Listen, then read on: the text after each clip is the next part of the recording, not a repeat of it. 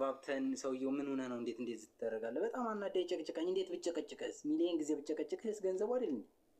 ወይ ገንዘቧን መመለስ አለብህ ወይ ልብሷን መስጠት አለብህ ምናምን ብለን ተመለስ። ስለዚህ እንደዚህ የሚያረጉ በጣም ባለየና ለሰውና ለከስተምር ምን እንደሆነ የማያውቁ ሻጮችም አሉ ማለት ነው። ገባሽ? አመነጫጭቀው ሰርበው ቦልከው ሰውን በቃ ከፍ ዝቅ አድርገው ቀይሪኝ፣ ይሄ አጥሮኛል፣ ይሄ ረዝሞኛል፣ እንደዚህ አይነት በጣም የሸተተ ወይ ደግሞ ላብላብ የሚል ወይ ደግሞ ነጭ ከሆነ ምልክት ያለው ልብስ ነው የላክሽልኝና ቀይሪ ወይ እንደዛ አድርጊ ሲባሉ እንዴ ምን አንዴ ይገሰሻል ምን አባሽንስ ምናምን ብሎ መመነጫጭቆ ምናምን ብሎክ ያደርጋሉ። የሚያባርር ብሎክ የሚያደርግ ነጋዴም እንዳለ ማወቅ ያስፈልጋል። ስለ እንግዲህ ነጋዴ ነገን ሳያስብ ብሎክ ሲያደርግ ነጋዴ እንድትገዛሽ አትፈልጊም? በሰው እኮ ነው ሰው የሚመጣው።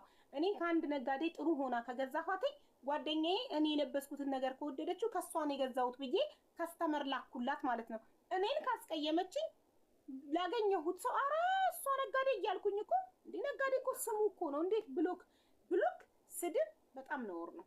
ነጋዴ ስለ ብራንዲንግ አያውቁም። ገባሽ? ስለ ብራንዲንግ ወይ ስም ስለመገንባት መልካም ስም መገንባት በጣም ብዙ ሺህ ሰዎች ከዛ በኋላ በጀርባው ይመጣሉና ያንን ማያስቡ ስላሉ በጣም ብዙ የተጎዱ አሉ። በጣም ብዙ ደግሞ ሰውን የሚጎዱም አሉ። እኔ በጣም ብዙ ሰዎች አበላሽተውብኛል። የኔ በተለይ ስራ ደግሞ እንደ ሌላው አይደለም።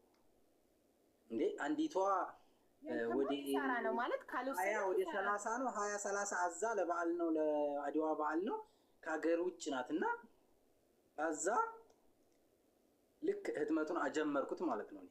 ልክ ጀምሬው ከዛ መጨረሻ ላይ አይ በቃ ጓደኞቼም ተይው ብሎኛል። ተው በቃ ይቅርታ በጣም መስቢያለህ ወይ ህትመት ነክ ነገር ደግሞ በጣም ማንም ሰው አይገዛም። ሰብስቤ በካርቶን በቃ ዙባላ ወስጄ ነው የምጥለው ማለት ነው። ሶ እንደዚህ አይነት ነገሮችም አሉ ማለት ነው። እና በፎቶ የተሰሩ ነገሮች ስላሉ የኛ ነው እንጂ ሌላው እንዳለ ነው ማለት ነው። አስተካክሉ